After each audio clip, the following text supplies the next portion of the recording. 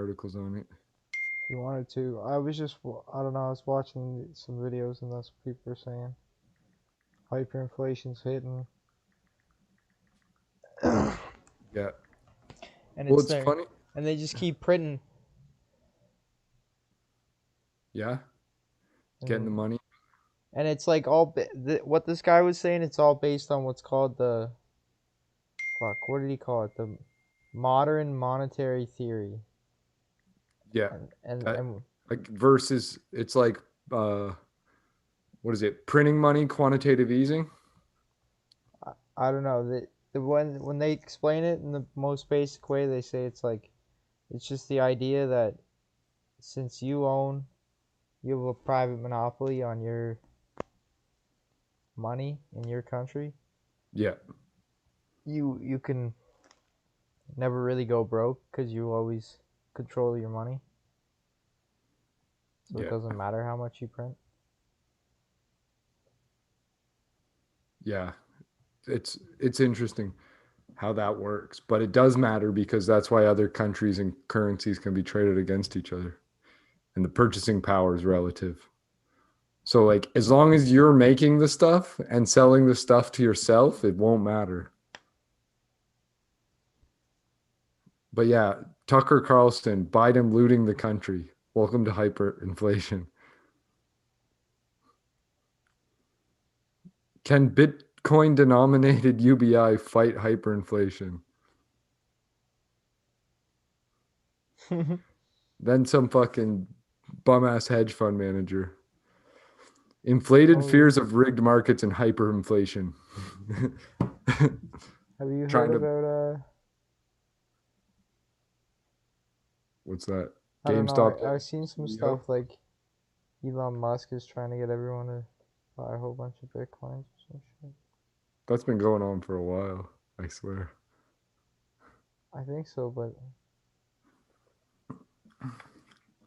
Elon Musk is a player hater. you can now buy Teslas with Bitcoin. Is that new? What's that? You can buy Teslas with Bitcoin. Oh, yeah, that's new.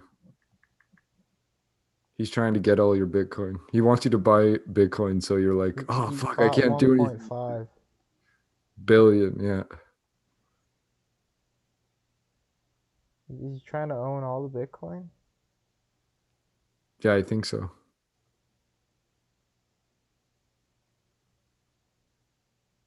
Yeah, there's this good Al Jazeera article on inflation. Venezuelans trying to beat hyperinflation with cryptocurrency revolution.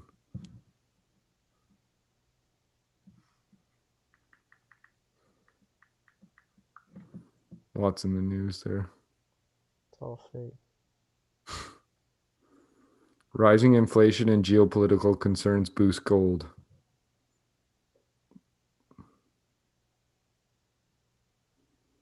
The news saying that they don't have to raise like there is an inflation is fake because clearly I went to the grocery store a month ago and it was cheaper for the same products than it is this month. Like this stuff in Construction particular. materials, though. Construction materials going up like crazy. No, You I don't meant it was think? more money. I don't know why I said it the way I did. Like prices went up on groceries in the last 2 months. Yeah, Gas has been slowly trickling back up. yeah, Like you said, construction materials going up like crazy. It's supply and and demand though and is the excuse. well, what I've been hearing is that they've been just like the hyperinflation has should have hit a long time ago, and we weren't seeing it, Because and they were now it's printing hitting money. all at once. Yeah, Well, they it can't was print money clearly fast enough. yeah, and it's clearly been going on in real estate and assets. Like Yeah. how much the stock market and homes went up in All right, price. It's let's just start the the show. yeah, it's just the inequality that allows it to kind of like skirt by and not be noticed. Because like a homeless person just needs a meal. They don't need fucking the entire basket of consumer priced index stuff. And like when you're same thing with not having a job, like you're just trying to pay. You don't have a bunch of bills to pay. Like you're just trying to pay your water bill and your heat bill and your fucking rent, and Yeah. then hopefully get some groceries. Oh, we're But live, man. I should have told you. oh yeah, I no didn't even worries. realize we've been live for a bit. We we've been having a pre-show. Yeah, somebody's watching too. Hey, Nice. what's up, viewer? Sup, doggy? uh, Welcome to the show, suckers.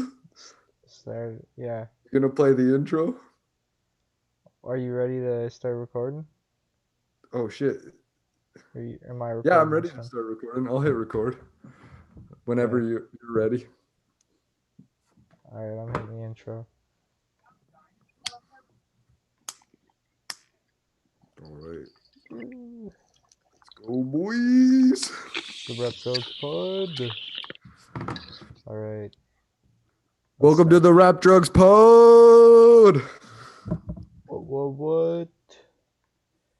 Here we are. Today. Yeah. The day of today is where we are. Hello. The anniversary of now. I'll start on a good note. The day before 420. The day before Bicycle Day, not to be confused with World Bicycle Day, June 3rd, created by the UN in 2018, but the LSD related one. And then, unfortunately, today, though, there's a PSYOP / very sad mass murder anniversary from Nova Scotia. I don't know if Buddy snapped because of COVID or if Trudeau was just trying to get rid of assault rifles and had one of his CIs in the East Coast go on a rampage with his fake cop car and all that crazy shit that went down. Probably just an insane person, but I think our theory was I like to dream. I think our theory last year was that it was a undercover cop or an associate of a cop. Yeah, well, how else would you get away with? How else would you be able to orchestrate all that decaling and stuff for the replica car that was supposedly so real? RCMP officers didn't even know. I don't know, man. But I don't know how else. But he it's did it. Either way. Yeah. Maybe it's really easy. Should we like test Probably. it, see how easy it is for us to some money, obtain all this stuff? Send some money to paypal.me/rapdrugspod and we will use it to build a replica police car and we'll gift that away to a homeless man. We'll come up with price, time. Yeah, simplicity. We'll any businesses that want to get involved, we'll make sure you're anonymized. Yeah. Like we'll change your details and blur your face, but this is a Rap Drugs Pod estate exclusive. Yeah. We stole the 5th estate and just changed it to Rap Drugs Pod estate because I think it's a cool ending. Like I don't know what happened to the first 4 estates, but I'm very interested in the 5th one. But yeah, Globe and Mail actually dropped an article on the anniversary of the Nova Scotia mass shooting. Obviously, a community's left in grief. Like I could only imagine being in Nova Scotia and being like this. This is how the article starts. Tara Long locks her doors now. There's not a lot of crime. Tara Long, one of the folks in New Germany, Nova Scotia, a quiet rural hamlet tucked into the pine trees of Lunenburg County. Oh, okay. But that does little to ease her mind. In the past year, she installed a security fence around her house, surrounded herself with 2 large dogs, and started keeping a gun nearby. Well, that's the problem. Like, if she just read up on the stats, had some logic involved, she'd know that gun in her home isn't safe. The 2 dogs is really all she needs because dogs are a better deterrent than security systems. And you just train them to be attack dogs. If you keep them, Jason's a hater. Like the gun being nearby is a danger. Yeah. Her kids are going to kill themselves on accident, or she's going to accidentally shoot one of her own family members. Just teach them how to shoot it. You got to teach them gun safety. You're right, Todd. That's it, Jay. But it just seems like she hastily bought a gun. The statistics are skewed because not enough people know about gun safety. Oh yeah, that's true. There was even this Simpsons dig on it. Simpsons season 9 episode something. Homer goes to buy a handgun and the guy won't sell it to him because he's got to do a background check. The Yeah. background check comes back where it's like, "You've been in a mental institution." Homer's like, "Yep." And it says here you have a problematic alcoholism. He's like, "Some could say that." And then he's like, "And you got in a fight with President George Bush?" And he's like, "Former President Bush." Yeah. And then the guy like stamps his thing, problematic or potentially dangerous. That's what he stamps it. Yeah. He's like, "Potentially dangerous? Does that mean I can't buy a gun?" And the guy's like, "No, that means you can only buy 3 handguns and 1 semi-automatic." Nice. So yeah, exactly. When you've got those kind of people being able to buy guns without any sort of safety training whatsoever, Well, not that's even having to put America. in a certain amount of hours at the range. Yeah, that's where the stats come from. Like, I'm sure if there was Canadian specific stats on it, it would be a lot safer. Like, homes Oh with yeah. guns would probably be safer than homes with illegal guns. And then without a gun, like, yeah, who knows? You're probably unsafe from intruders, but you're not going to accidentally shoot somebody who comes on your property I always find crazy when who's not a threat but had a knife on them. there's people that live in like somewhere in like the Midwest or like southern western area of Texas or of the U.S. where there's a lot of like hogs. I guess they're like, you need a semi-automatic. You ever seen Yeah, 80 hogs run down on your house? It's like, what the fuck kind of place are you living in? It sounds like you yeah, should move. yeah. You have to stand What kind of outside with fucking a third world semi-automatic and just third? blast wild hogs. Yeah, like, fuck. That sounds like fucking the reverse of the big bad wolf. Like, he built his house out of straw, so he had to stand outside with a semi-automatic to keep the pigs away. But this one built his house out of sticks. Didn't wasn't any better against the pigs. So, but he also had a semi-automatic. And then the rich guy built his house out of bricks or wood frame and stucco, and yeah, he was fine. None of the pigs could bust on through. He The was pack fine. of He wild slept fine pigs. and didn't shoot himself on accident. Yeah, exactly. He mostly because he was rich and white. Did I mention the other 2 pigs were black and Asian? And were shot by police. And yeah, by pigs we mean police, groups of police officers. That's also what the guy in the video was referring to, and Todd missed the context. But yeah, speaking of pigs, mass shooter who might have been one. Tara Long's anxiety does not allow her to relax, so she should take like Zoloft or Xanax or smoke some weed. When she was surprised in her own home recently, when her daughter came up behind her, she broke down and started crying. What happened to this lady? If I hear any noises around the house at night, I'm freaking out. I'm walking around with a baseball bat. But she has a gun. Like, what? Wrong weapon, dude.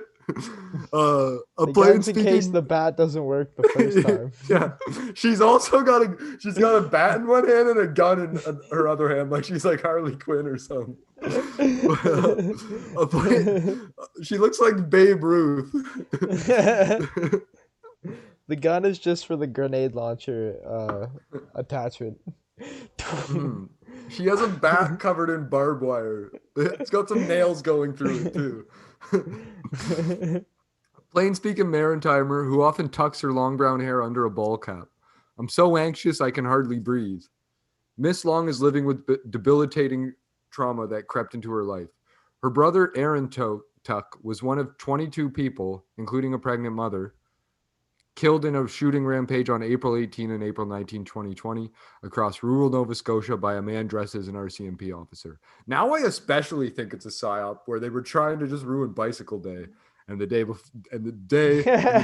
before 420 for us. Yeah. They didn't even realize they'd kill 2 birds with 1 stone by also getting rid of assault rifles. But the man who murdered Mr. Tuck, his teenaged daughter, Emily Tuck, and his partner Jolene Oliver was their neighbor. Gabriel Wortman, a 51-year-old denturist. In all, he killed 13 people who lived near his cottage in Portapique, setting fires to home in a rage that woke the community from its sleep. As police closed in, he escaped in a look-alike RCMP cruiser and continued to kill people in their homes and cars in a 13-hour attack that didn't end until he was shot dead by two officers at a gas station north of Halifax. A year later, there is still no good explanation for why the gunman did what he did or why it took police so long to stop him. And He this got is, shot, right? yeah, at a gas station. Officers gunned him down. No one knows why.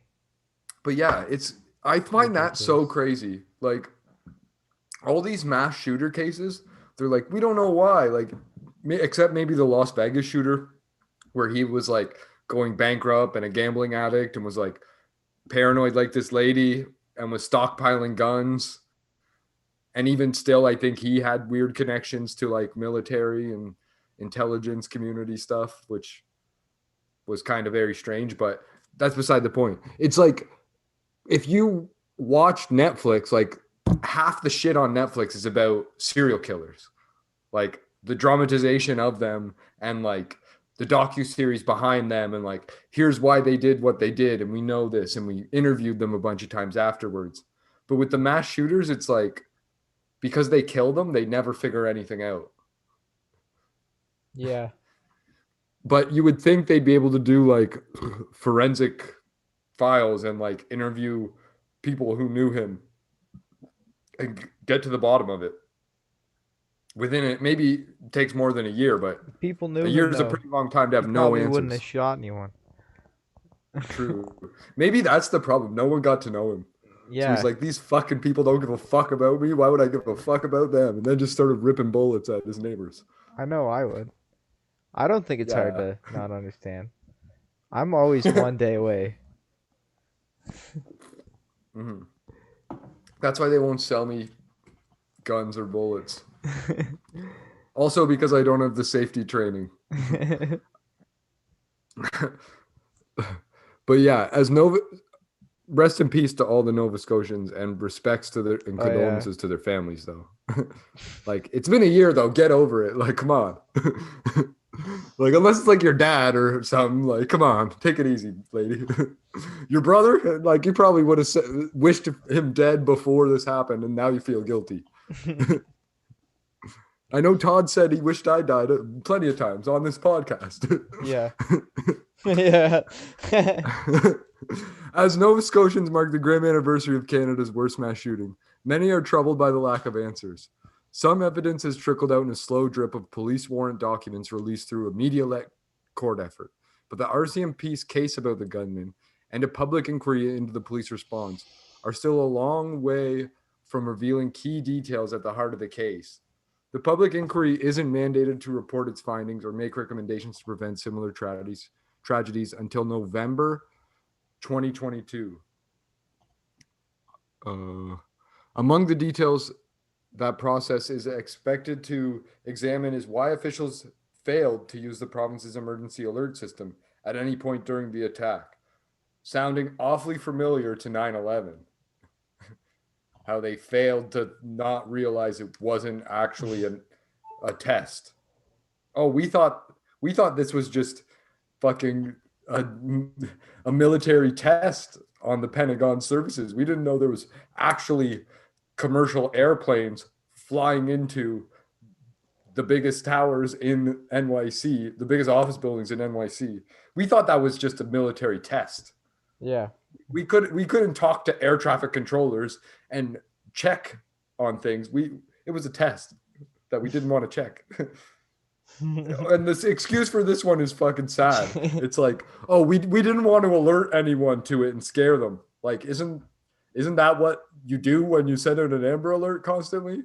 Like, like wee woo in your fucking house at like 11 at night or 4 in the morning. Like, God forbid it was your own children, but this person's missing. Look for this vehicle. Like, yeah, a lot of people are heading to work for like 4 or 5 I don't know, a.m. man. You want mass panic? Everyone would start running out into the streets. Yeah. Don't you Yeah. think? Yeah. The streets would just be flooded, and then he'd just be able to ping everyone. I mean, you He'd be would think standing out people would there, just, they'd all just flood at the streets, and he'd just be like, or you would think people would just stay in their homes and like find their guns and baseball bats. and shoot him. Yeah, exactly. They'd be like, if I see an RCMP, well, that's the other problem. Like, they don't want any RCMP officers getting shot. It's like, if I see Yeah, an imagine RCMP that. officer pulling up, I'm shooting the fuck out of him. Just people just start shooting Pretty cops, and they're genius. just like, "Oh, I thought he was the guy. He looked just like him." Now I don't know. This guy could be potentially a Batman villain. Like he's probably autistic and doesn't realize the Marvel universe isn't real. And he's like, I'm the denturist. And Yeah. like, and he fucking dressed up. He like watched Terminator one too many times. So he's like, I'm gonna dress up like an RCMP officer and a cop, and then they're not gonna know any better. They're not going to be able to call a warning against me or shoot at me because they'll think I'm also one of them. Like, oh, but it's a crazy story where he rammed the police officer and killed one of them too. But yeah, Oh yeah. yeah.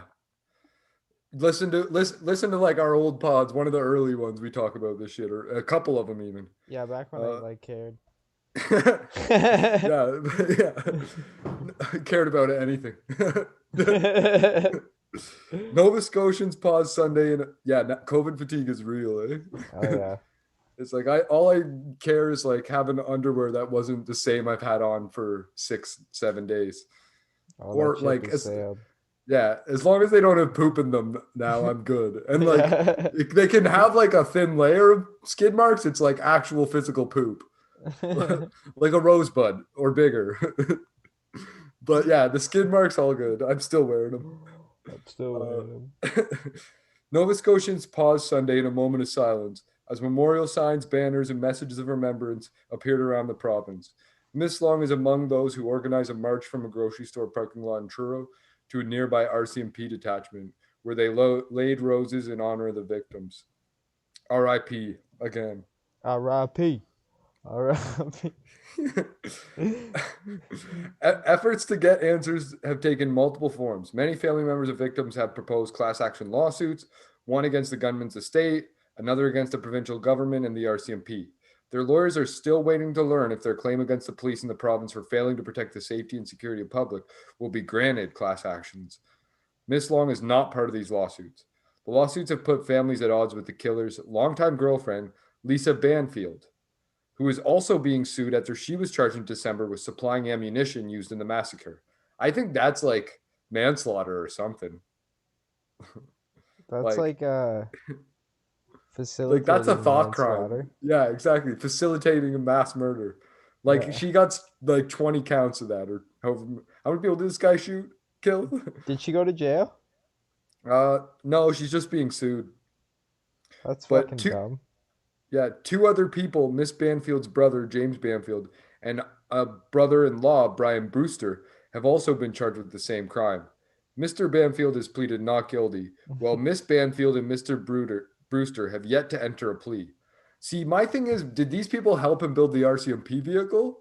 Because if so, they are more responsible than the guy who actually did this shit. Well, all it said Because was you should have reported him to the police at that point. all it said Like, is that they gave him ammunition, yeah, which I guess like that's they not that told. big of a deal. Did they give him like gun ammunition, or were they like, "Hey, your neighbors are fuck faces and want to kill you"? Like if you don't kill them first, they'll kill you. Like fuel the fire. Why Like would they say ammunition that that though? way. I wonder what I don't know. their Maybe they like. excuses were. They Maybe anything she was or like a common law question? with him and like didn't want to divorce and like have to leave. So she thought like if she just degraded him enough, like he would leave. But like, and she'd Yeah, get half his stuff. But right. instead, like he just snapped and killed everyone. He was like writing it down every time she said something belittling. All her made up things. And he's like, she's on my side. Yeah, exactly. She's on my side. She's letting me know the truth about my neighbors. When really it was all lies. Yeah, he's like, today's the Yeah, we day should give her the I defeat guillotine. all my enemies. We should, yeah, exactly. We should bring back the guillotine for this lady. Uh, Since she was charged, Miss Banfield, who is also suing the Gunsman estate, has become a divisive figure among those who affected by the shooting. She's been caught up in a complicated knot of conspiracy theories spread by amateur web sleuths who are convinced police aren't telling the whole story about her involvement. Much of their Is speculation that focuses on us? the Are they talking about us? yeah. I we're because we don't get paid for our web sleuthing. We're amateurs. Okay. You should see how much money we've stolen online. You wouldn't call us amateurs then if you saw how much was in our Bitcoin wallets. Yeah, oh yeah. But yeah, much of the speculation focuses on the RCMP and the government, but many are also in the suspicions of Mrs. Banfield. So we weren't part of them, but now we are fully entrenched by also being suspicious of this lady. We're an ally. Yeah. We were just a former ally of the web sleuths. Now we are amateur web sleuths. Yeah. We don't see her as a victim, Miss Long said. I don't understand why the police are protecting her. Maybe because she's on trial, and the same reason they're not releasing stuff about the gunman. They don't want her to get it and be able to just weasel her way out of it. Yeah. Fucking idiots. Yeah. Learn Fucking some. idiots. This person's too dumb for their own good. They don't understand Like she law. should have went and got some therapy instead of spent all this money on dogs and weapons and security fences, or moved. Like just fucking move. Yeah. Maybe both. Uh, Others see things differently, pointing to the gunman's history of domestic abuse and troubling descriptions of his violence in Miss Banfield's own statements to the police. They see the charges against her as victim blaming. Is she dead? I don't think she's a victim of the mass shooting. And a deflection of the killer's horrific crimes. I think she's a victim of domestic abuse, though, is what they're saying, Jay. Yeah, I guess so. That maybe it leads it. That's probably true. You victim But yeah, blamer. this article goes deep on this. So like I don't know if we wanna glorify what this guy did by repeating it all. Yeah, I do. But yeah, He's my yeah, Lord okay, and all right. Savior. Yeah. This is what not to do, basically. Todd's a Satanist. If you didn't know this. Ah.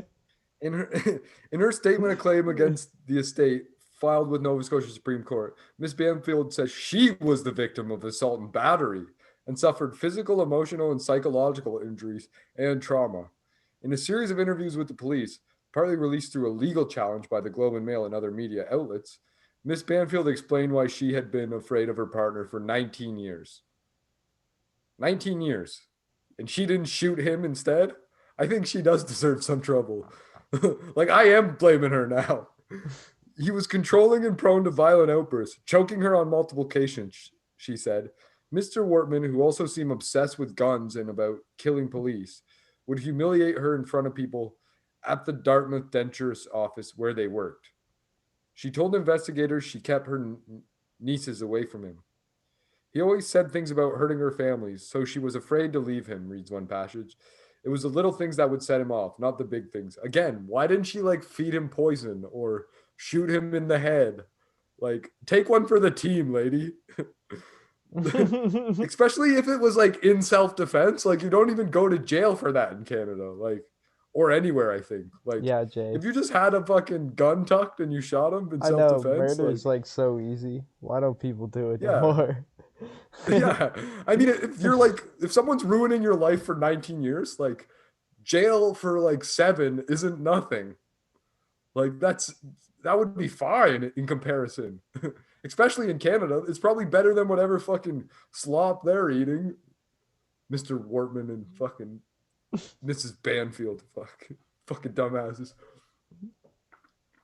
Fucking dumb. But anyways, the night he began his rampage, the couple were celebrating their anniversary at their home in Portapique. Suspicious? What? I Maybe think if she just not. had a good anniversary, it wouldn't have happened. On a FaceTime call with friends, they said they were planning a commitment ceremony for their 20th anniversary. One friend joked, "Don't do it," and that set Mr. Wortman off. Don't do Mrs. what? Murder, police? Uh, plan a commitment ceremony for the next anniversary. Oh. One friend joked, "Don't do it." Told police he dragged Oh, that set Mr. Wortman off. Miss Banfield told police he dragged her by the hair across the floor, kicking her and tying her hands together with a belt from the bathrobe. Well, who hasn't done that? And my question is like, how, like, this is a high quality bathrobe if the you can actually get that thing tied and not be able to just like It's shimmy out of it. silk. Like my bathrobe, yeah, maybe it is silk. Yeah, my bathrobe, it's like cotton, and like no matter how hard you tie that thing up, it's opening up. Like you're flashing your neighbors if you go outside on accident. Yeah. That's at least my story to the police. But as he began pouring some gasoline around their cottage, he grabbed his Glock handgun with a laser sight, Miss Banfield told police. He shot near her head twice, and Miss Field told investigators she believed she was going to die. Instead, he put handcuffs on her and put her in the backseat of a fake police car. She told police she escaped and ran into the woods, eventually hiding in a trunk of a tree and didn't come out until morning. This seems so fake. Like I can understand why. Like I'm not saying it's not real. I'm just saying like this sounds like the fakest story I ever heard. He lit his own home on fire, killed 20 something people or over a dozen people, but he didn't shoot you in the head twice and you escaped from the back of his police car, but you didn't escape earlier. Like, what? Did he not have child lock on? Like, did he was he like what? I just don't get how he wouldn't have like shot her below the waist so she couldn't have ran away if he was like shooting beside her head. Yeah, I wish he killed more people too. Yeah, like at least this one lady. Like then I would maybe be And then then I I wouldn't have might to be able to blame her. believe her. Yeah, exactly. Or if she just killed him, we could say thank you, you're a hero. But no, instead she Although had to be suspicious. yeah, exactly. Instead, she had to like keep her nieces away because he might kill her family. And I was fucking abused for 19 years and didn't do anything about it other than complain to the police after he killed a bunch of other people. Poor me. Like, geez, some people privileged. This lady must be white. Uh, Her for name's some, probably Karen, isn't it's Jane. So it's about as close to Karen as you can get. it? For some, the assault that precipitated the deadly rampage is further proof of the link between domestic violence and mass shootings. Okay. Now, I can trust the scientist. Maybe this was just he was mad he couldn't kill her, so he had to go and kill a bunch of other people, and he let her get away because he didn't want her to see what was going on. But the RCMP's decision to charge Miss Banfield inflamed the debate around whether she was a victim or an accomplice or both. Sounds like an accomplice to me if the RCMP charged her. We need to stop blaming the victim, and I think that's what happened with Lisa. Charging her was only put fuel into the fire and blaming women and blaming Lisa for her partner's atrocity, Why said can't it be Jean both? Sarson. Yeah, listen to this. She's a co-founder of the advocacy group NS Feminist Fighting Femicide. What's that? Like, I guess Sounds they're made up. I guess yeah, exactly. Plus, wouldn't it be like gender side or like sexicide, like feminist fighting femicide? Like they're saying like killing of there's people out there that are killing all women in the same way Hitler was killing all the Jews, or like the Turkish people were killing all the Armenistanian Yeah. people. Like Culturally. that that name is so insensitive to genocide. Like, come on. Yeah. I could see femicides fighting women murderers. Maybe that's a good name. But you had to have the triple alliteration. You had to keep it clean and make a joke out of genocide. But anyways, this biased opinion. Yeah. Because she's a woman, I think it makes it easier to blame her. This mass shooting must sink into our heads the idea that relational violence is really a societal issue. So you're telling me if he was gay and had a male partner who had some crazy story like this, if he came out and said all this, we would believe him? Like, no, has nothing to do with her being a woman. This has to do with, yeah, maybe the domestic abuse thing is an issue and it affects more women than men. But you're saying something that is false. No matter who this person's partner could be a baby or a Zer. We would have thought the same thing. And maybe, oh yeah, we're against trans people now. Like, come on. Come on, lady. It's not always about that. Just like it's not always about race. Sometimes it is. It's not always though. Sure. What Like race are others they? see Miss Banfield in a more negative light, as someone who did not do enough to alert police to her common law's bizarre, paranoid behavior, his many threats and assaults against her, and his growing collection of guns and ammunition. She is yet to enter a plea to the charges of unlawfully transferring a 223 caliber Remington cartridges and a 40 caliber Smith & Wesson cartridges to the gunman in the month before his attack. And my question is, why wasn't he just getting this ammunition himself? It does make things more suspicious. Yeah. Yeah. The RCMP have Was he not repeatedly allowed to said, buy guns? I don't know, he had a collection of them, so I would assume he is. He was an informant for the RCMP, so I would also assume he was like that, or he somehow was paid by them with that $250,000 bribe or Right. $400,000 bribe or whatever it was in cash he got from some division of CIBC.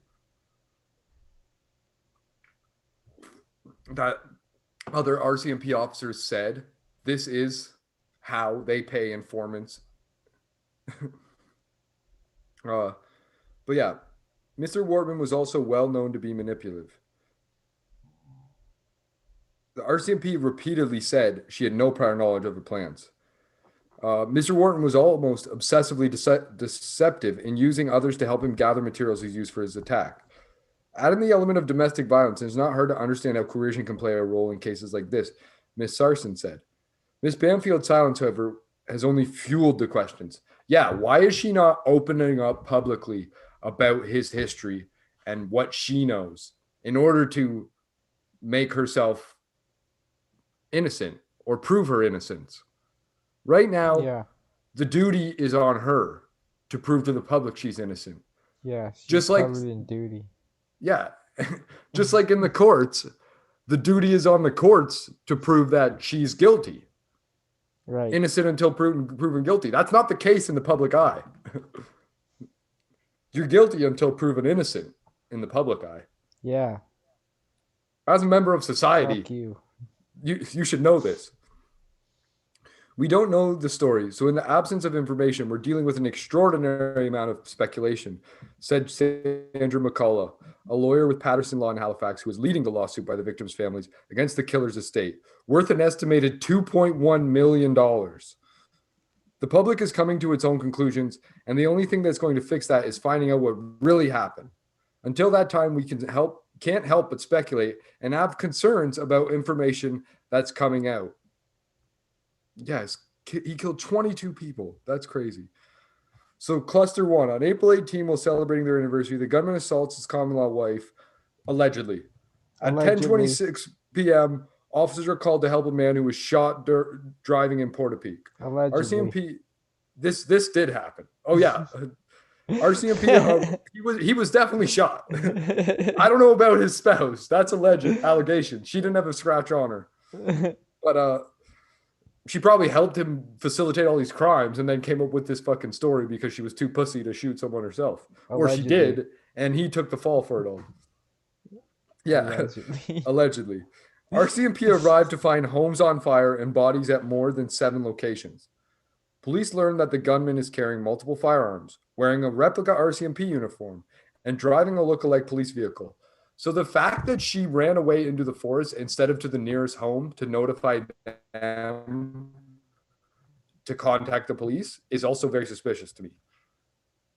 The next morning, the gunman travels more than 60 kilometers and kills 3 more people and burns their homes. He kills a woman out walking, then bangs on the door of another couple home. He drives to Debert, where he pulls over 2 women and kills them. Cluster 3. Shubenacadie, Milford, Enfield.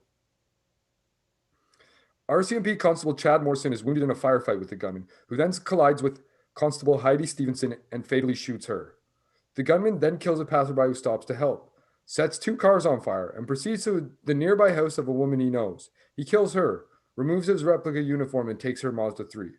The gunman continues south towards Halifax and stops at the Irving Big Stop near Enfield. He recognized and shot dead by an RCMP officer who was also stopped for gas. Dope. Good dude. That's a hero. Yeah. Not the guy shooting everybody, the RCMP officer that shot the guy shooting everybody. Just in case you were confused up until this point because how we were talking about the story. Yeah, who's that guy? His handler? Yeah, exactly. He's like, no, man, you're only supposed to kill 21 people. Sorry. Boom. You In have the served absence, your purpose. that's true too. He probably shot himself, and then the other RCMP put his hands on the guns for like making fingerprints so that he could be a hero. Yeah. And then went in with the gun, threatened the fucking convenience store guy, and smashed all the fucking camera fucking hard drives and shit, so that no one would be able to see he wasn't. But yeah, that's what a true hero Classic. would do. Any hero, as I would say. Uh, in the absence of answers, some people are trying to find their own. A loosely knit group of web sleuths, Facebook users, and YouTube personalities. At least they're calling us YouTube personalities, Todd. They must know we're back on YouTube. Right. Yeah, don't forget to subscribe and hit the bell. Comment down below. Give us a dislike if you agree. Give us a like if you disagree. Or do the opposite. Whatever you're into. We don't give a shit anymore. Yeah, give it to me. They're digging into Miss Banfield's past, trying to find red flags that they say others don't want to see. We're doing the job of the police, said Mrs. Long, who has appeared as a guest on a YouTube channel hosted by an Alberta man who's produced dozens of videos discussing the case. Okay, so some people have really gone too deep on this one thing. The families are working together to I don't know. Man, I can't imagine he gets a lot of viewers, but maybe YouTube hasn't stopped him like they stop us. Maybe he's not pissing off the right people and just the wrong people. Yeah. The families are working together to piece together what happened, and the RCMP are doing a really good job making sure we're having trouble finding things. They're working hard to cover it up. Very true. They reject what Mrs. Long calls the mainstream narrative about the mass shootings. She and others believe the gunman didn't act alone. I also just said that with Miss Banfield, and suggest the RCMP knew about the attacks ahead of time, or at the very least allowed him to continue. She's skeptical of Miss Banfield's account of domestic violence. I'm not too skeptical of her accounts of domestic violence. I really think that happened. I'm just like, why didn't she kill him first? Yeah. And why did she help him carry out these murders and then disappear into a forest? Or didn't help him, but she still disappeared into a forest, or came up with some alibi that nobody can corroborate. Yeah. I mean, it sounds to me like she was probably conjuring spells. Like, what else are you doing in a forest? Yeah, but the real reason why I'm like, yeah, the RCMP should have known about this ahead of time is because, do you remember that guy who was like, there was some terrorist from like St. Thomas or like Strathroy or Stratford. Abdul? He was going to like white guy, radicalized white guy. Oh. Maybe John? he changed his name to Abdul. Jeff? Or Job. Dave? Yeah, I think that was it. but supposedly he was like getting a cab to take him to Toronto so he could like set up a bomb around Union Station. And like the police stopped him before he left his house even. It's like, you'd have to know what this guy was up to, unless he was 10 steps ahead of you and knew how the RCMP worked and wasn't using the internet to figure this shit out or figure anything out. Man, some people are just smart. And was traveling without his cell phone. That's true. Some people are like autistic about this kind of stuff. Now you don't have to be so defamatory against autistic people. I'm like one of them. I'm pretty neuroatypical. That's pretty egotistic. I guess so. I'm self-diagnosed, Todd. Okay, I'm like, Asperger's the bigger thing, or is it smaller than autism? I don't know. Somewhere in some sort of spectrum. But yeah, these skeptics have constructed their own alternate reality for the killings, pushing theories that the gunman, or perhaps his girlfriend, were informants for the police, or even the Canadian Security Intelligence Service. Theories based in part on Mr. Wortman's large withdrawal of cash in the weeks leading up to the attack. Others believe gun control activists and feminist groups are at play behind the scenes, trying to manipulate the facts to advance their agendas. All three are probably true. I heard in the news, probably even Globe and Mail, that he was a criminal informant working with the New Brunswick RCMP to like find out more about Hell's Angels. And also, RCMP officers said that division of CIBC that he was getting cash out of is used specifically for paying off informants. Mm-hmm. So it people aren't connecting dots that don't exist, like whoever this article writer is. And yeah, clearly this NS fighting females fighting femicide, feminists fighting femicide. Clearly, she is FFA.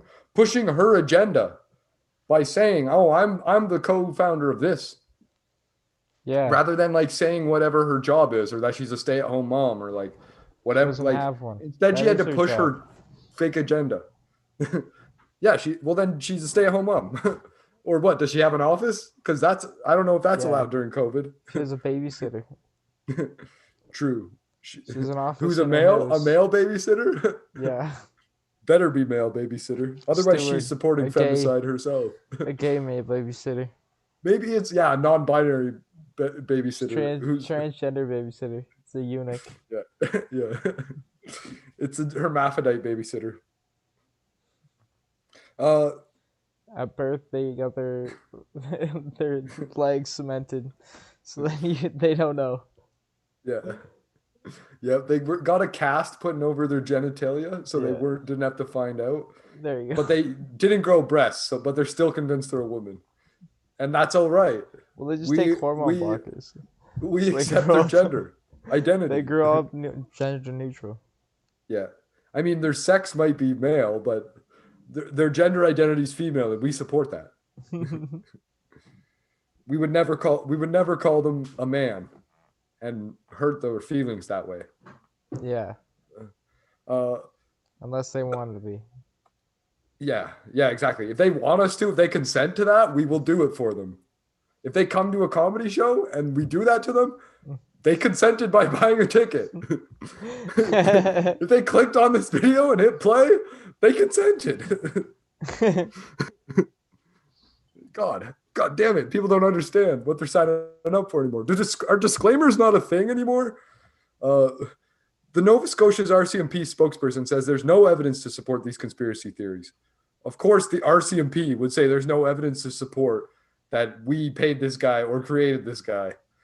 Yeah. Corporal Chris Marshall stresses that burned it all. investigate. Yeah, of course. Exactly. Watergate style. Corporal Chris or MK Ultra style stresses that investigators are analyzing and trying to corroborate every tip they get in relation to the shootings to assess the weight, validity, and value of that information. Sifting through the many threads of the case is a slow, painstaking process that ensures accountability, clear goals, planning, and decision-making throughout the investigation, aka makes it easier to hide stuff. Mhm. Any information being withheld from the public is simply to keep from compromising the investigation before it reaches court. I can understand that, but the guy is also dead. So what are you helping people hide evidence? The goal is always the truth of what has occurred. There's no room for speculation in these investigations. The RCMP have been committed to keeping victims' family as well as the public informed with the truth of what has occurred, he said. In doing so, the RCMP have been required to balance the need to maintain the integrity of the ongoing investigation, while at the same time providing information and as much as possible correcting misinformation for the families, the public, and the media. The wide range of theories about the shooting serves to further blur reality around what happened in Puerto Rico a year ago, and some worry the longer it takes to get to the truth, the worse it will get. Yeah, the co-founder of the feminist thing says, the sooner we can get the inquiry going to try to break this cycle of conspiracy that's going on out there and finally get some truth. We'd have been better off to have the truth out there from the very beginning. I think the more we wait, the more distortions there are, the harder it's going to be to get people to believe the truth when it comes. And I blame the RCMP for that. I'm kind of convinced that I'm not fully convinced that it wasn't this feminist fighting femicide that was his accomplice or did this and then blamed it on him. Yeah. Like, wore like got like a fake makeup thing of his head and then like went out do it pretending to be an RCMP officer while pretending to be Mr. Wortman. And then he went to gas up his Mazda 3 and got shot. Wow, that's pretty crazy conspiracy theory. Yeah. I mean, this article brought me to it by saying this article clearly lays it out exactly like that. Yeah, exactly. Did you not read it with me? They said the feminists are trying to push their agenda. Why wouldn't have the feminists orchestrated this in order to push their agenda? Sure seems like they did by reading this article by the Globe and Mail. Seems like it to me too. Yeah, exactly. I agree. Let's go, murderer. Yeah. Any sane person would agree if they read this article. So we'll put a link in the show notes. Up there, would be opening up their gun safe, getting it out, getting ready to go down, take care of this person. Loading it while keeping the safety on until they arrive at the, I want to say villain's home. I almost said victim, but they are definitely a villain. Miss McDonald says she also been targeted by those drawing connections where there aren't any. Coincidence? She's already setting it up to say it wasn't me. Someone called her home recently and accused her of being on the RCMP payroll, despite her group's public criticism of how the RCMP mishandled previously complaints about domestic violence by the gunman. And now I'm like kind of convinced too, like if I was on the RCMP's payroll, I would tell people I wasn't, because if I did tell them, RCMP would probably stop paying me. If I wasn't on their payroll, I would say, here's my bank statement. Does it look like I'm getting any money from the RCMP? Here's my SIN number. Steal my identity. See if the RCMP is giving me anything. Yeah. That's what you would do. Yeah. Burn my fingertips off. I'd put my tinfoil hat on and then I would do that. This conspiracy stuff, it's like a mold. It grows. It's so tragic that this stuff takes over, she said. Miss Sarson, the group's other co-founder. Oh, okay. So they just got both of the teammates on. The only members of the group also, they failed to mention that. Says those who are skeptical of Miss Banfield's statements about her past violence at the hands of her partner should really be asking questions about why the RCMP didn't do more to intervene while police reports were filed in the years leading up to the attack. She believes those promoting conspiracy theories about the killings are in minority, but they flock together online to create an echo chamber. Now I'm kind of convinced that these two co-founders could be close friends with Mrs. Banfield. Yeah. And like helping her create an alibi. Do you think there's a connection? Should we find a connection? Live on air now. Should we go and find a connection? I mean, it wouldn't be too hard, but we'll leave that up to the viewers to post in the comments below, or DM or text or email us the connections. We'll let you guys have some fun. We won't steal it all. Although we're labeled amateur web sleuths, we'll leave some web sleuthing up to you. Can't have all the fun. Yeah, exactly. So now this person's attacking web sleuths. They just feed off each other, she said. It satisfies their own worldview that they want to believe is correct. I don't want to believe this stuff is correct. I want you to prove me wrong. Like, I really hope this isn't the case. But the facts keep adding up. Like, it's a theory. If you can prove the theory wrong, it's no longer a theory. Yeah. God, people. This is the same lady that uses the word femicide, though. So let's be honest. She's not one who thinks about vocabulary. And she language. May be retarded. Yeah. Todd, you're offending our viewers and me by associating with us gay retards. Oh, I'm sorry. Yeah. Come on. She might be a genius. A straight genius. Also, definitely a white liberal. But the provincial and federal governments only fanned the flames of conspiracy when they initially chose to hold a closed-door independent review of the case instead of a more open public inquiry. That further convinced some people there was an effort to cover up some of the facts about the shootings.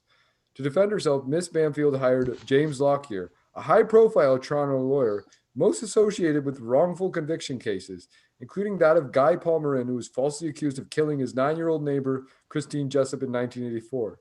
Mr. Lockyer said he couldn't discuss Miss Banfield's case until her charges are dealt with. He said Miss Banfield's silence has been forced on her by the criminal charges she's facing. That's not really her fault. They went and charged her. Miss McCullough, the Halifax lawyer, acknowledged that. She said she's sensitive to stories about the gunman's past violence toward his common law wife, but doesn't mean Miss Banfield shouldn't need to answer for allegedly supplying with ammunition used in the attack. That history doesn't necessarily absolve anyone of their actions, but we don't know what we don't know. While we need to be open to the reality she may have been living in, we also need to be mindful that we don't know the full story. Miss Banfield has fought to keep certain statements to the police hidden and from public view as part of Mr. Lockyer's argument for protecting her right to a fair trial. While some point out that's a normal course of action for anyone facing criminal charges, others see it as proof she has something to hide. I raise an eyebrow over some of the arguments for her wishing to have that stuff withheld. I try to not buy into the argument that it must mean she has something to hide. In the absence of greater clarity, it's hard not to have that suspicion. The only tension Miss Long knows of between her brother and his neighbor involved in a dispute over a proposed real estate deal, Mr. Tuck, wanted to sell his dilapidated home by the sea, inherited from his adopted father, and move his family back to Cape Breton. Mr. Wortman offered him $18,000 for the property, and the stay-at-home dad was offended by the lowball offer. Aaron said, "If you want to fight me over it, I'll fight you, but you have to hit me first, and then I'm going to kick your ass." So Gabriel just sat down, and she said, Aaron was so proud of that. Everything he did was to try to be a good example for his kid. Sounds like he asked for a fight that he wasn't ready for. Yeah. Like, if you want a knife fight and someone brings a gun, they're just more prepared than you were. Her brother could be blunt and didn't back down from a fight, Miss Long said. But he was also a devoted, loving father, the kind of person who would feed chipmunks by hand and rush to the aid of a bird stuck in his wood stove, she recalled. He taught his daughter how to fix engines, refurbish fiddles, and shoot a bow and arrow. On the morning of Sunday, April 19, Miss Long was concerned about news reports coming out of Portapique, called the RCMP to do a wellness check on her brother and his family. It was the next day before it was confirmed they were among the victims. A year later, locked inside her home, jumping at noises at night, she still hasn't recovered from the shock. I wasn't there and it's ruined my life. So she kind of wishes she was dead by that statement. Miss Long said she's found support. I mean, if I was this broken up about it, I would get therapy, but probably also wish I was dead until that therapy. I'd probably go on a me. murderous rampage, shoot a whole bunch of people. Yeah, eye for an eye, exactly. I would find out where all this guy's family lives. Yeah. And kill all of them. Make sure his bloodline doesn't exist anymore. Yeah. That or walk into an RCMP station and just start shooting up the place. I'd be like, if you guys weren't so easy to replicate, this wouldn't have happened. Walk in an RCMP uniform. Yeah. You know? See how far you can get? Like it's like a commentary. Until someone stops you, then you start shooting. Yeah, exactly. And then you take their access badge and you get further in. Kind of like that would be a pretty sick movie now that I'm talking about it. Yeah, exactly. James Bond style. And then you're down there with Mr. Wortman himself. Then you download the file. You gotta try. The hardest part would be getting to the basement and getting Mr. Wortman out to prove that he wasn't actually killed. Jeff Epstein. Him and Jeff Epstein are probably there together laughing at us. Playing poker, smoking cigars. Yeah. Having sex with 13-year-olds. Ms. Long said she's found support from others in the area who also lost someone in the shootings. They've been brought together by tragedy, sharing their grief and anger and hope for more transparency. On Sunday, she planned to stand with many of them during the Memorial March in Truro. We want answers, and we're not going away until we get them. Respect to the victims and their family for stepping up to the challenge. But the author of this article is Greg Mercer.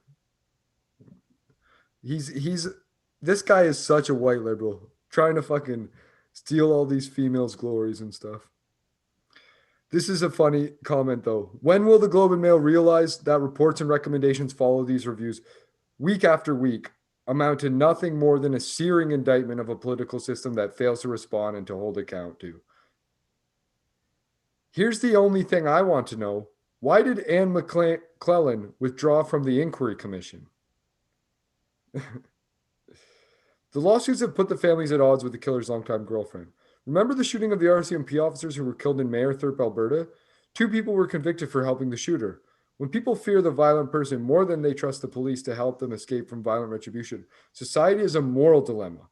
Accomplices have a duty to report the actions or intended actions of a violent person. Society has a duty to protect the accomplices. It is not uncommon for a violent person to successfully terrorize an area for years due to this fear. Today, there is a small town in Alberta that has been terrorized. This person just makes it all about them, that fucking narcissist. Yeah, Which, fucking asshole. Let's kill. yeah, this is funny. 21,000 plus deaths from COVID, 17 deaths from a wacko. It was actually 22 deaths, you dumbass. And we have a public inquiry into the 17 deaths? We don't. They just said it was a private inquiry, you fucking dumbass. How about a public inquiry for the 21,000? Five exclamation marks. And this guy's like, obviously doesn't understand how the intelligence community works. Yeah. They know that China released a virus from a lab on purpose or on accident, and all the scientists are saying it points to a manipulated virus.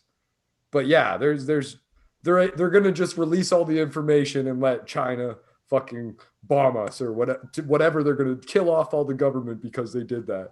Release the real SARS-CoV-2. But this is funny. This is the second comment on the story. Compare this to hundreds of the comments Globe receives about every Chauvin trial story.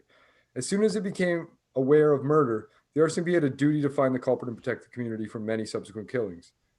Of course, Canadians will never know how badly we are policed. The USA, with all its flaws, can put police officers on trial. In Canada, like China and Russia, mass murder is a political matter. What? I'm confused by this. This person's crazy. Hyperborean cowboy. As a born and raised Nova Scotian, I find it appalling that Trudeau's response is to take my rifle away. Assault rifle. He's trying to take your semi-automatic assault rifle away. That's not appalling. I need it though. Just have like 6 handguns and you're cool. Like, get like a bunch of revolvers and like wear a bunch of friggin' all over you. You don't That would be even sick. understand, Jay.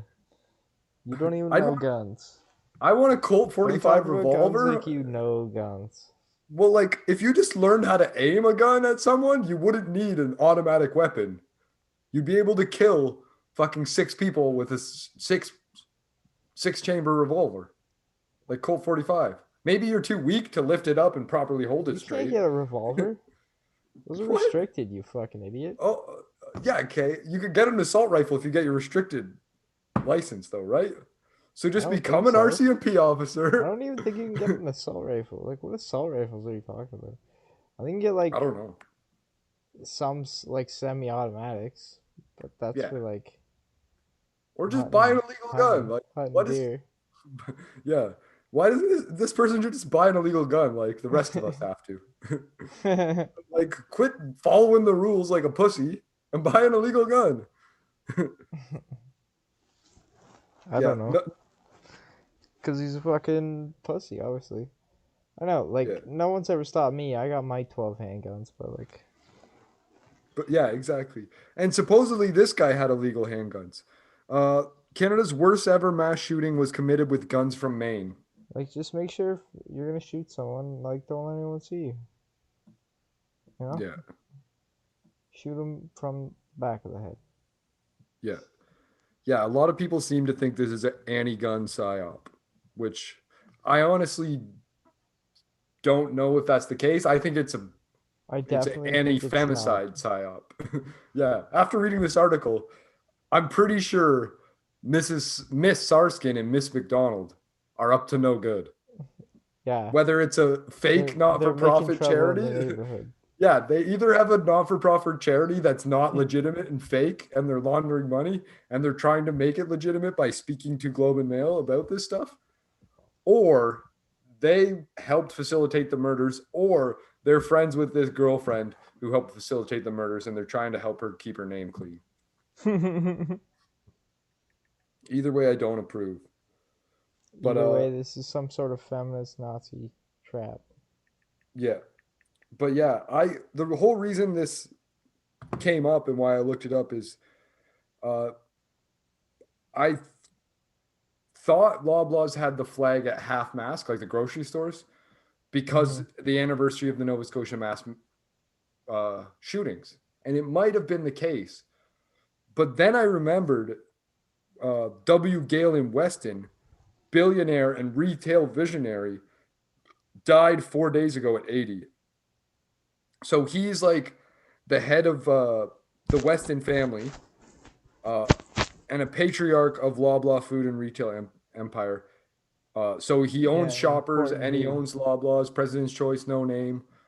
Like you've probably seen his son, the creepy ass looking guy in like Loblaws commercials. If you're a Canadian who's ever watched TV, Is that you've Harry definitely Potter? seen this guy. It's the Canadian Harry Potter. Galen Weston Jr. I hope he named his son Galen Weston. Kept the legacy going. But anyways, I'm like this guy is a billionaire villain for real. Like if anyone knows, there was a bread price fixing scandal where 7 Canadian companies uh, fixed the price of bread Yeah, illegal. for up. It was either a 14 or 16-year period. So the Competition Bureau of Canada alleged in court documents released January 31st, 2018, that 7 Canadian bread companies committed indictable offenses in what journalist Michael Engray later termed the Great Canadian Bread Price Fixing Scandal of 2018. Penalties can range from 25 million to a prison term of 14 years. And I really hope they all get the prison term. Illegal.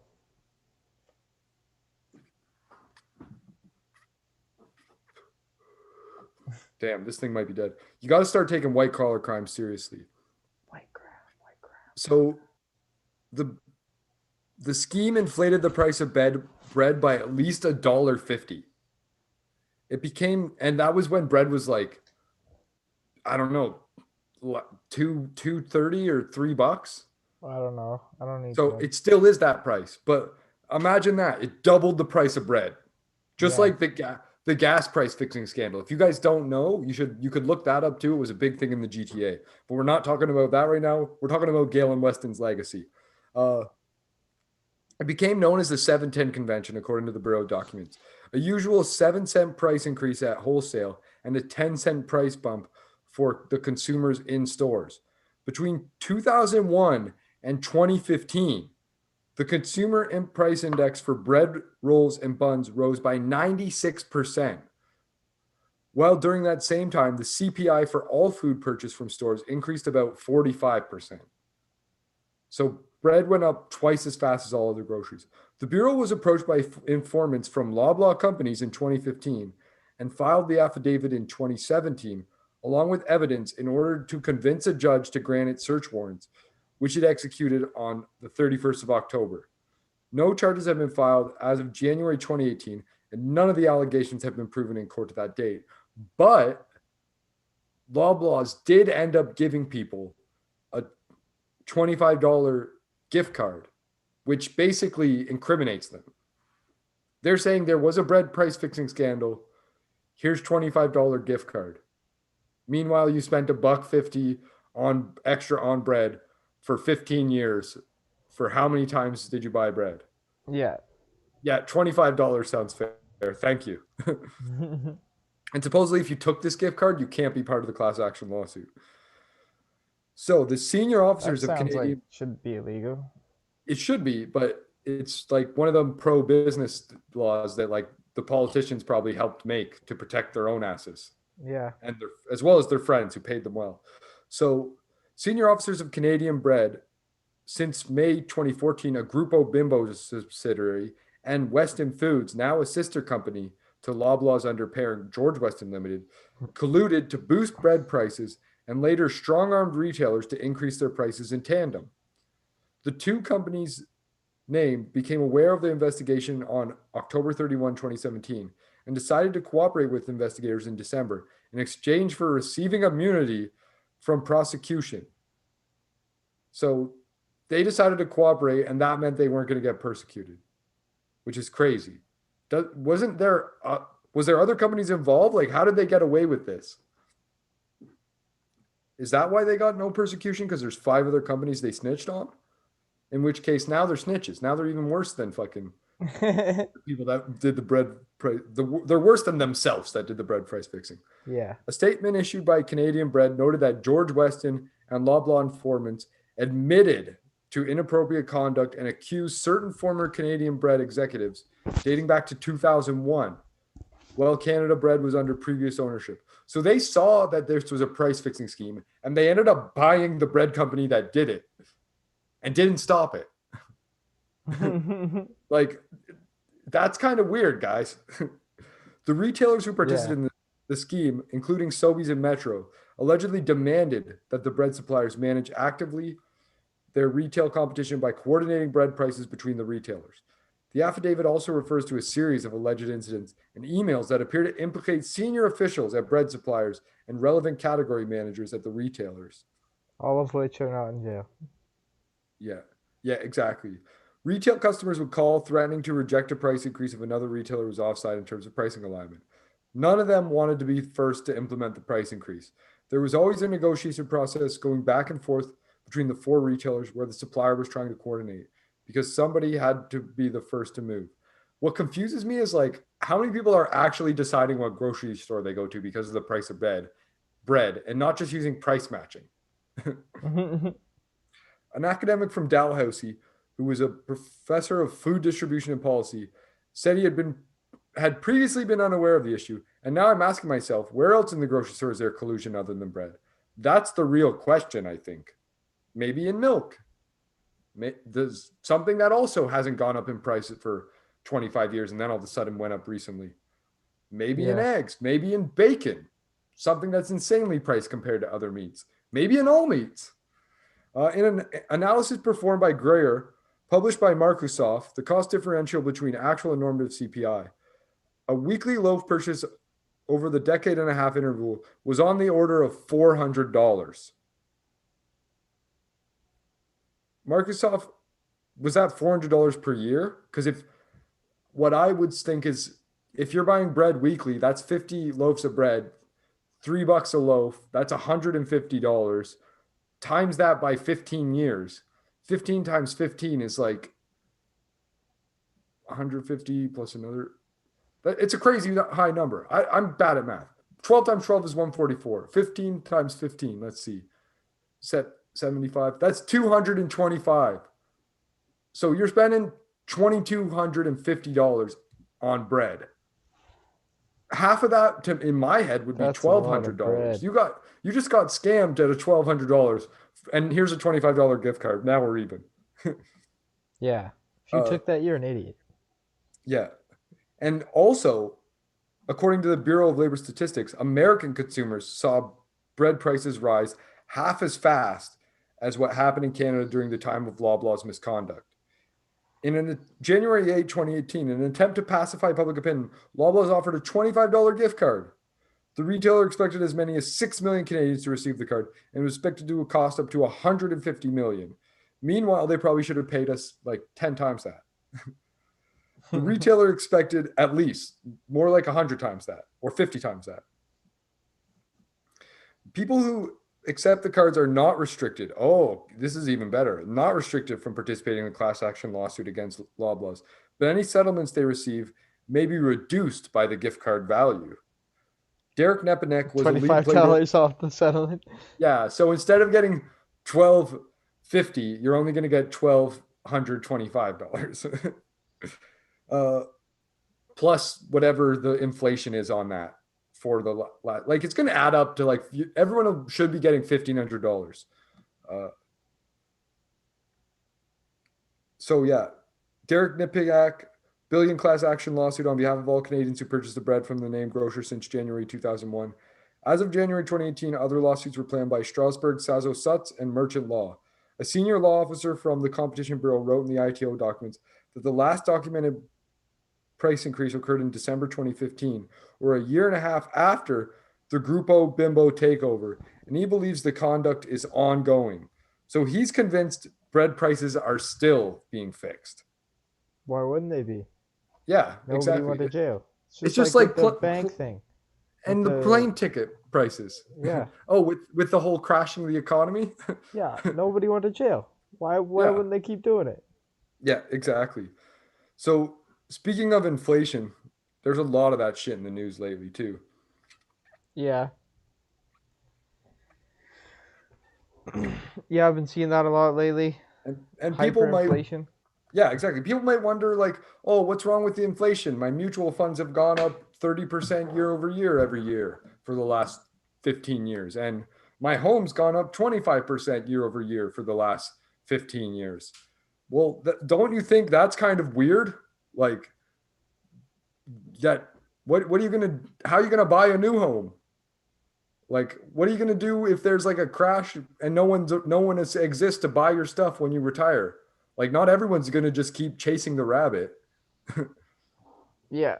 So, is inflation a problem? And if so, who feel it most? Inflation. This is an Al Jazeera thing. Inflation is in the news because prices of goods that everyone around the world depends on are going up, like food and fuel. Here's what you want to know and need to know. As economies recover and big ones continue to benefit from massive injections of government stimulus, aka quantitative easing, aka what a lot of countries did during hyperinflation times, like pre-World War II and Zimbabwe when they went nuts. Uh, a wonky and sometimes scary buzzword has crept back into the conversation: inflation. Broadly speaking, inflation is when prices rise and the money in your pocket doesn't stretch as far as it used to. So your purchasing power goes down. A little bit of inflation is no bad thing, but too much of it can be really damaging to economies and livelihoods. So is inflation a problem? And if so, who would it hurt the most?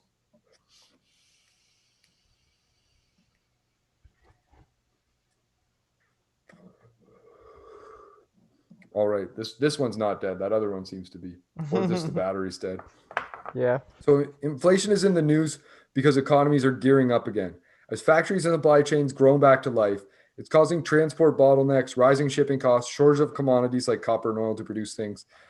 Same with that fucking ship that got stuck in the Suez Canal. Like, that's obviously going to inflate shipping costs, which is going to be passed on to the customer because these corporations aren't going to want to hurt their profits. Yeah. And if it doesn't get passed on to the customer, well, it ends up getting absorbed by the insurance companies who then are going to charge you more for insurance in the long term because they're going to charge everyone more for insurance, which is going to increase prices over time also. So, another reason inflation is going up is that some governments, most notably the United States, are spending a lot of money to help their economies recover from their pre pandemic mojo. Another country that's doing it's Canada. We're buying a bunch of bonds, and that's what's keeping interest rates so low, even on mortgages. Like, the Bank of Canada rate hasn't changed from 2 years ago to today, but somehow mortgage rates are the lowest they've ever been.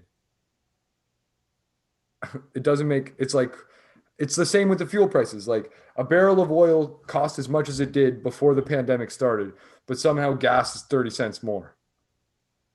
Yeah. How does that make Like, sense? yeah, exactly. Other than price fixing. Right. So, do I have to worry about rising material prices? You do. If factories pass those increased costs on to wholesalers, who then pass them on to retailers, who then pass them on to you, the consumer, in the form of higher prices. Are factories passing on higher material costs? Well, let's take a look at producer prices, which measure the change in prices that factories share to wholesalers. In China, producer prices rose 4.4% in March on a monthly basis, compared to only 1.7% in February. And inflation, let's not forget, is supposed to be 2% for the year. So if stuff went up 1.7% in February, 4.4% in March, that's 6%. And that's only in 2 months. You times that 6% by six, that means prices could go up 36% this year if that pattern's followed like every 2 months. And But in then the we just US, die. hopefully, that would be the convenient way out philosophically. Sorry for anyone that's offended by that, who thinks life's cool or something, some lame shit like that. Uh, In the US, producers loves misery, maybe. Producer prices rose 1% in March over the previous month, which was double the rise since seen in February. So also in the US, things went up 1.5% in 2 months. So 1.5 times 12 is 18. So that's 10 times the regular inflation rate. Simply put, producer prices are going up. Is that a problem in the country where it's happening? Not necessarily. China's exporting powerhouse. So as inflation rises, it threatens to feed inflation around the world. Mm-hmm. So that is a problem. What about prices for consumer? Those are spiking too. US consumer prices jumped 0.6% in March, the biggest monthly jump since August 2012. Nearly half of that rise was due to climbing petrol prices, which rose 9.1% in March from the month before. In China, consumer prices rose 0.4%. So will prices continue to climb?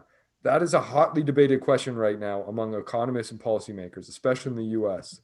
Why? Because they can't agree on whether those price surges will prove temporary, aka a supply issue that's going to be fixed, or if the US economy is in danger of overheating, thanks to 1.9 trillion in coronavirus relief aid that Congress passed in February. That massive stimulus added significantly more firepower to consumer spending, the engine of the US economy that drives some 2/3 of growth. What does it mean when an economy overheats? When an economy is overheating, demand for goods and services grows so quickly that it outpaces supply. So it becomes a demand issue and not just a supply issue. This drives up prices. That can incentivize firms to take on debt in order to boost their capacity in expectation that the good times will only get better. So this is what they're saying about the Canadian housing market. In It's musical chairs, it's hot potato. In Toronto, you're able to get a mortgage and you can't afford, and if you ever fall too far behind on your payments, you're going to be able to sell your house for more than it's worth, downsize, and then you'll have more equity in the home and a cheaper mortgage payment. And so you'll basically double dip, or you could buy the same size home with that equity you built up, and now your mortgage payment's down. Or you can get a second mortgage, and now your home's an ATM. That doesn't sound so bad. It is. Should prices start spiraling viciously upward, some are worried that if it happens, it would prompt the U.S. Central Bank, the Federal Reserve, to raise interest rates, which cools demand and economic growth. So, by the sounds of it, based on what happened in March, interest rates should go up unless somehow prices don't rise anymore. And if interest rates don't go up, then there's going to be hyperinflation. All the spare capacity businesses sunk money into would likely be idled, which means businesses start to lay off workers. Do you think we could have hyperinflation despite interest rates going up? Yep. It happened in the 80s where like the inflation continued. Here's the perfect example. More people want oil. The OPEC keeps saying we're not going to produce more oil. No matter what you do with interest rates, stuff needs oil to move. Like, not everyone's driving a Tesla. Boats don't run on electric batteries. Yeah. Train carts don't run on electric batteries. So planes don't run on electric batteries. So if they don't produce enough oil, prices are going to go up no matter how much they raise interest rates. And that's only going to make it more expensive for businesses and to keep going because they need to be able to borrow money to grow. Because they can't, and they need, because like, let's say you want to buy 1 million pounds of weed from me, Todd. If I need to find a way to grow the 1 million pounds of weed, I don't have the money from you until you buy it. So I'm going to take that purchase order, go to the bank, and they're going to give me the money I need to set up the facilities to grow that 100,000 pounds or whatever we said, you're going to 100 million pounds. So that's kind of how the world works on credit. Either people owe me money and they're going to pay me eventually. So give me a loan until they pay me. And now I can buy a new thing to keep my business going, to get more receivables. Or I have a purchase order coming. In order to fulfill the purchase order, I need to borrow money in order to ramp up my production levels. So if it doesn't make sense financially to borrow the money, the interest rates went up. Well, now there's even less supply because I'm not meeting the demand. So it only increases the hyperinflation. So it's like a fine balance. Like, you can raise interest rates to try to lower demand, But if you lower it too much, there's not going to be any supply coming in either. Mm-hmm. And then when the supply runs out, people start outbidding each other because the rich people still have a lot of money. And they're going to be like, oh, yeah, NFTs are going to keep going up in value forever. And who's going to buy these NFTs? Like homeless people? Yeah. Like rich people are going to just keep swapping things back and forth with each other the same way they already do. But the buck's got to stop somewhere. Eventually, there's going to be people that are going to fall off the rich ladder. Right. And we'll eat them. Fall in the middle class and down to poor class. Yeah, we'll exactly. eat their heart out. Yeah, we'll rip out their ribs and you mean out fall from poor class. And there's like basically a few classes in the world at this point. It's like elite level where you're multi-billionaire. There's rich where you're like 100 million to $1 billion. There's upper middle class where you're like a multi-millionaire. There's like lower middle class where you're a millionaire. There's poor where you have no money in the bank, but you have good income. And then there's slavery where like if you didn't go to work for a week, you would be thrown in jail, or you would lose all your credit facilities. You would lose your home. You would lose your, like, you basically are forced to work or live on the streets. So, and you can't always do that when you have children and people that rely on you. So that is like basically modern day slavery. Yeah. It's like you're working for room and board. Yeah. Slaves would probably find that offensive. Yeah. I mean, they probably had better living facilities and more food than some people in today's world. But yeah, they probably would still find it offensive. Or they'd be like, yeah, you're onto something, buddy. I can only imagine. This is pretty bad. I'm sure that the master doesn't want it to stop happening. Yeah. Yeah. So they'll find a way to take advantage of you, whether it's Uyghur Muslims that they make do the slave work, or whether it's someone working at 7-Eleven. Like, well, whether you bend over now or later. Yeah, exactly. And you get sterilized from all the fucking cheap ass food that's all you can afford to buy.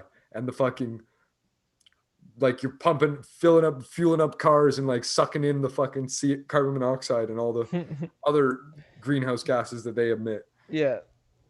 So yeah, what kind of inflation might I be feeling right now? If you have a car, you're feeling pain at the pumps. I was for sure.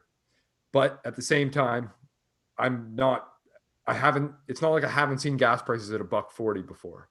So in the US, for example, nearly half of the gain in monthly consumer prices in March was due to rising petrol. Globally, food prices are surging.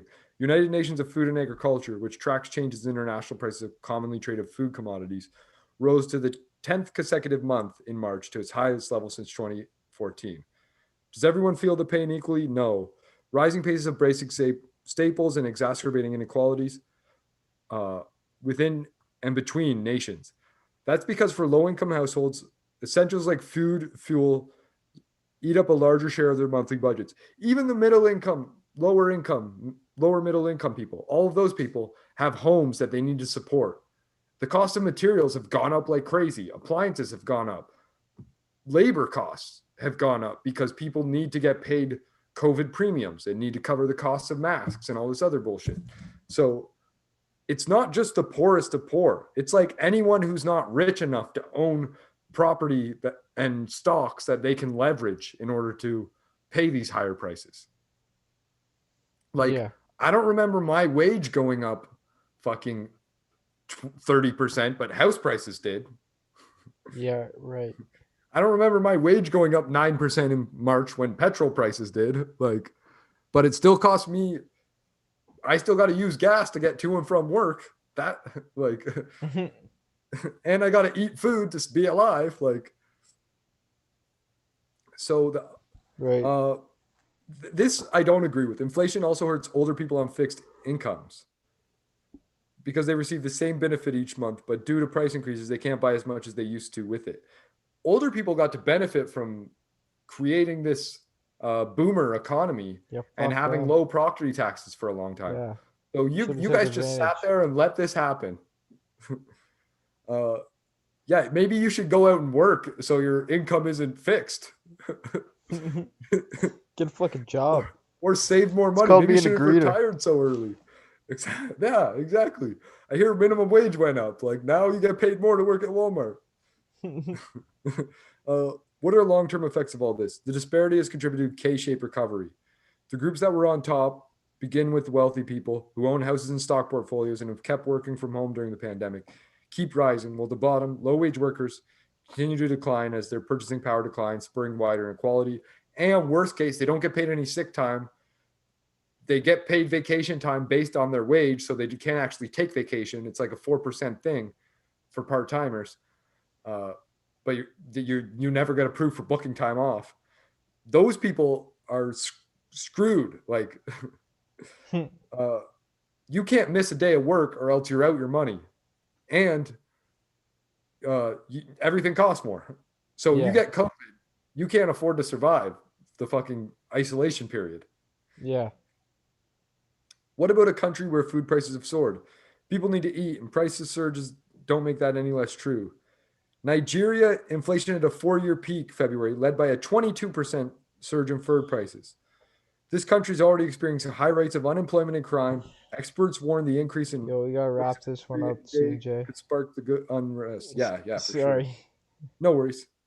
Lebanon was already in the throes of a crisis. Prices soared to 5 times what they were in 2019.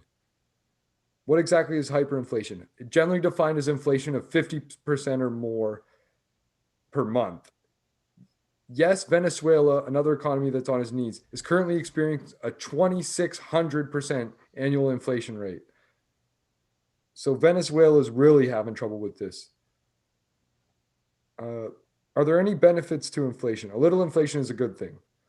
That is why the Fed sets it at 2%. If people or countries, for that matter, are deep in debt, inflation can help ease the burden because they are servicing those debts with a currency that is worth less than it was when they borrowed the money. So basically, inflation's a good thing in the government's eyes. They just took on all kinds of debt for COVID, before COVID. Biden's going crazy with saying he's going to redo the infrastructure and steal from the rich, aka tax them. Yeah. So, yeah.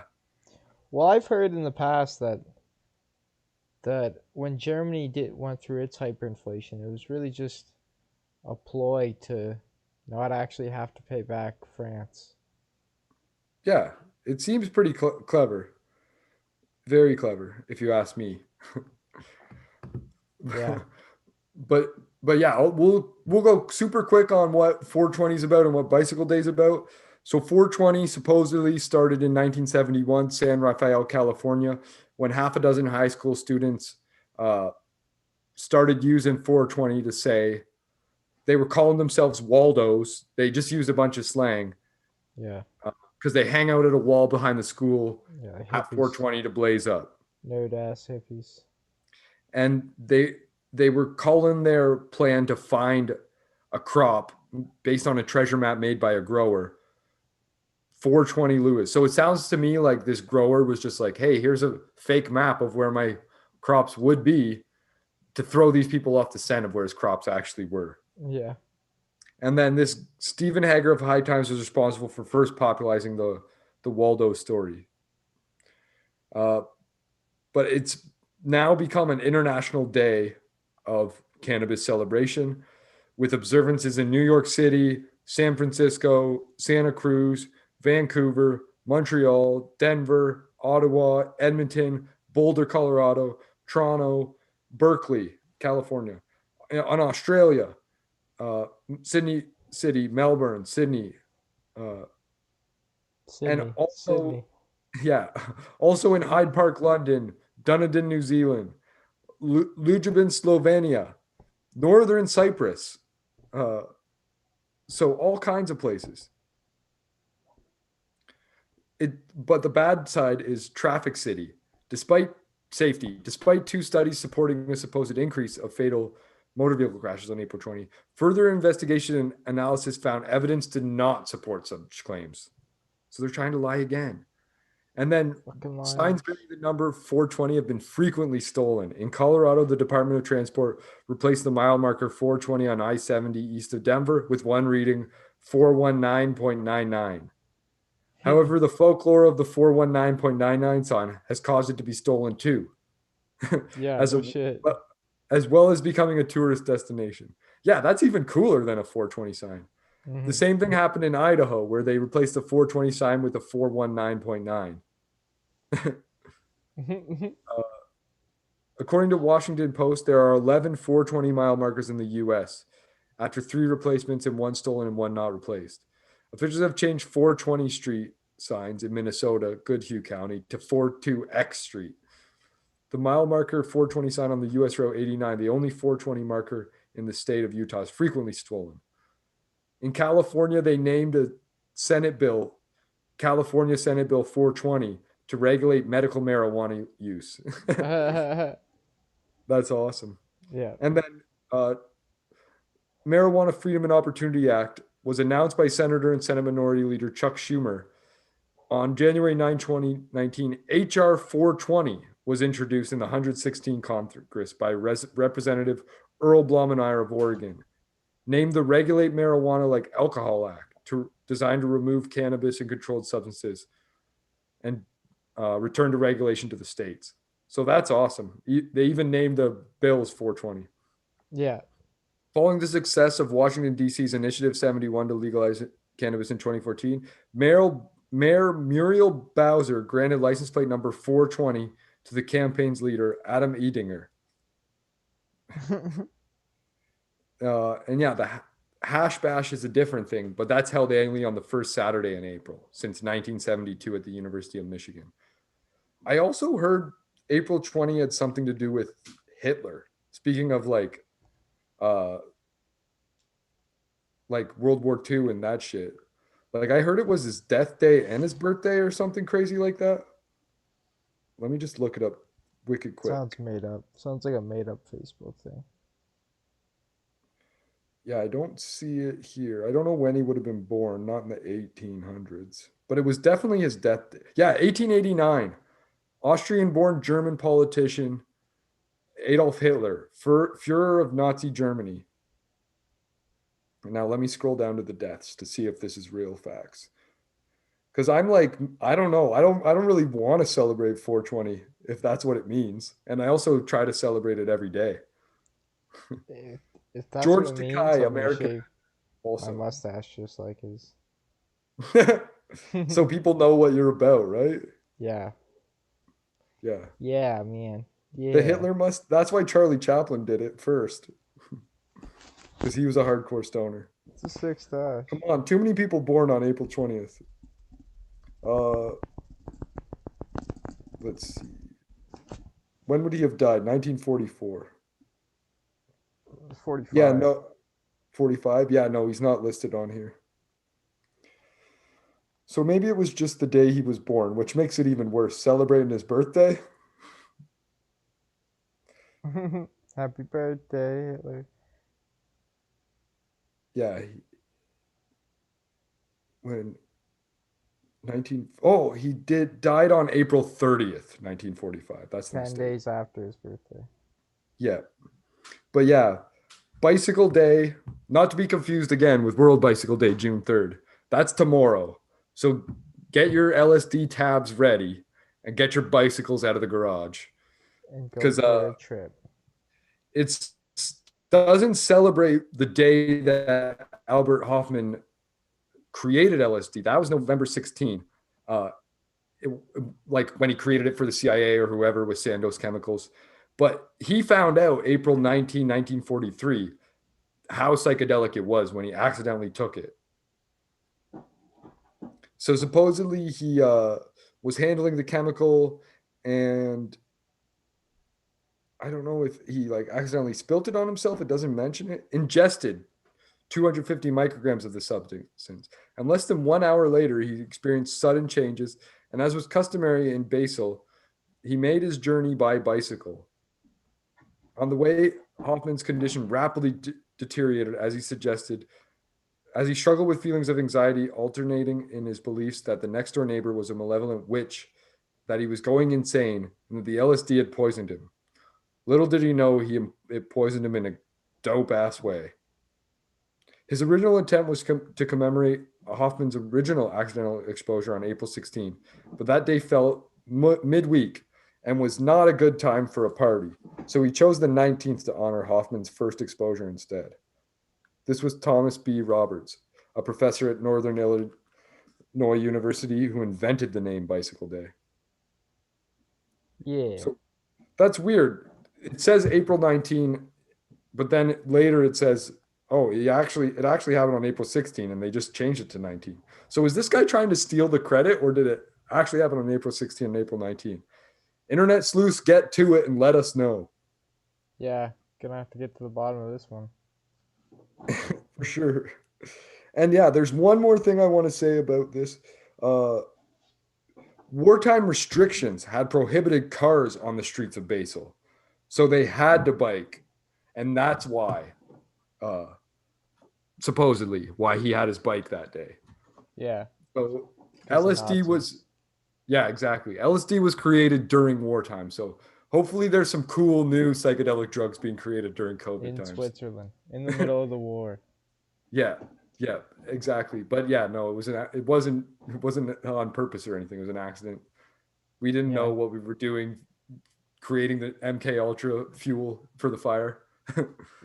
One of the top But CIA who agents just cares? happened to be in the country. Yeah, exactly. And happened to be Sandoz happens to be connected with CIA some way or another. It's just a coincidence. Yeah, but yeah, fuck that. Who cares? But Just that's just a rap drugs theory. exactly, just like the friggin' crazy ass lady there. But I think everyone should go out and enjoy uh 419, LSD. 420, LSD. Uh oh, sick. We got a buddy in the comments who I missed. Thanks for all the comments, unheard some.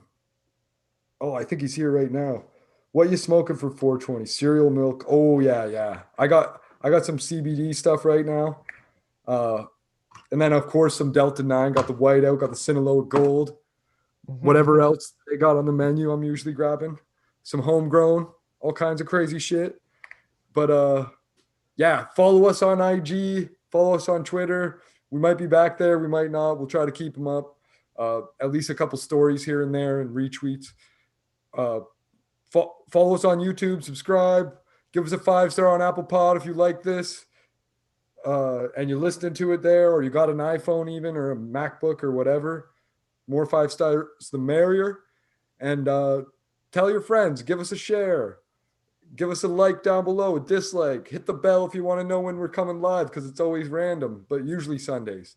And drop a comment, drop a DM, drop a text, drop an email. Send some money to paypal.me/rapdrugs so we can build a replica RCMP car and show you how. And then give it away to a homeless man. They need somewhere to live. Exactly.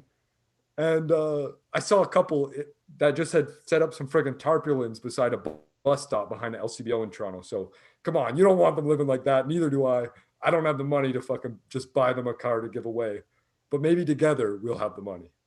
And if you need something for your money, like you're homeless yourself, maybe you want a new, clean, nice shirt, go to teesprings.com or teespring.com/stores/rap drugs. It's in the show notes below. Buy yourself some merch before it's sold out, and we're able to drop the new designs. But if we don't sell out, we're just saving this cool ass designs. Like I got one made up that's just like this, but it's like rap drugs, and instead of a joint, it's a fucking bong. And then the bottom says smoke weed every day. And it's Nice. got Todd's face on the back. So I want to get one of those. yeah, well, the store's gonna have to sell out, or maybe we're just gonna have to wear them on the show and show you guys how cool they are. Humble brag, I like to call it. But yeah, crushing whatever psychedelics you can tomorrow. If it's LSD, more power to you. If it's not, maybe go with some plant-based alternatives like psilocybin, and smoke weed every day, not just 420. But if you do want to celebrate Hitler's birthday, we won't complain. Maybe get some friggin' Oktoberfest beers, some German beers. Yeah. Or maybe there's some sort of German strain of weed. I don't know.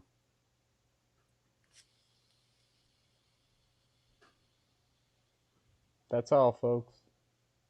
Yeah. Should have said that. We'll be back with more